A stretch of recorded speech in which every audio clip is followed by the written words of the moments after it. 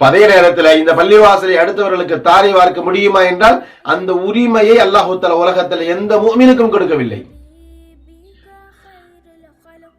இந்தியாவில சுமார் 20 கோடி முஸ்லிம்கள் இருக்கிறார்கள். இது என்னப்பா இந்த பாபர் மஸ்ஜித் பிரச்சனை கிட்டத்தட்ட 30 வருஷமா நீண்டுகிட்டே போகுது, சரி பரவாயில்ல விட்டுருவோம், நம்ம வேற இடத்துல பள்ளிவாசலை கட்டிடலாம் என்று இந்தியாவில் இருக்கக்கூடிய 20 கோடி முஸ்லிம்களும் ஒன்று சேர்ந்து இந்த பாபர் மஸ்ஜிதை அடுத்தவருக்கு கொடுத்து விட முடியுமா என்றால் அதற்குண்டான உரிமை முஸ்லிம்களுக்கு இல்ல இல்லையா? இன்னைக்கு பலர் பேசுறாங்களே இல்லையா, முஸ்லிம் அல்லாதவர்கள் சொல்றாங்களே, அப்ப நீங்க இங்கதான் பள்ளிவாசல் கட்டணுமா, வேற இடத்துல கட்டிக்கொள்ளலாமே, விடுங்களே, அவங்க கோயில் கட்டிட்டு போறாங்க, வேற இடத்துல நீங்கள் பள்ளிவாசல் கட்டிக்கொள்ளலாமே என்று சொல்கிறார்களே, விளக்கம் இல்லாமல் பேசுகிறார்கள். அவர்களுக்கு தெளிவுபடுத்தணும், அப்ப அந்த உரிமை எங்களுக்கு இல்ல.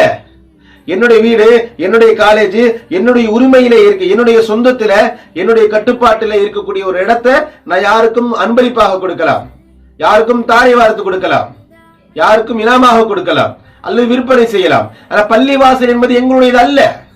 நாங்கள் சென்று அங்கு வழிபாடு செய்கிறோம், அவ்வளவுதான். இபாதத்துகளை செய்கிறோம், அவ்வளவுதான். அந்த பள்ளிவாசல் என்பது அல்லாஹ்வுடையது.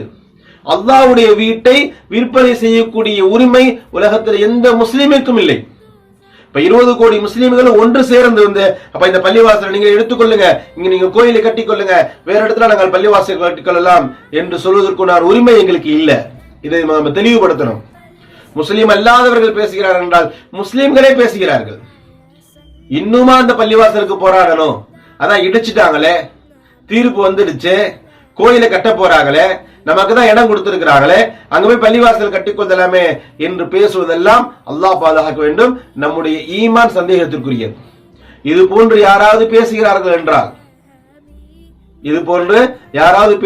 என்றால் அவருடைய ஈமான் சந்தேகத்திற்குரியது என்பதை விளங்க வேண்டும்.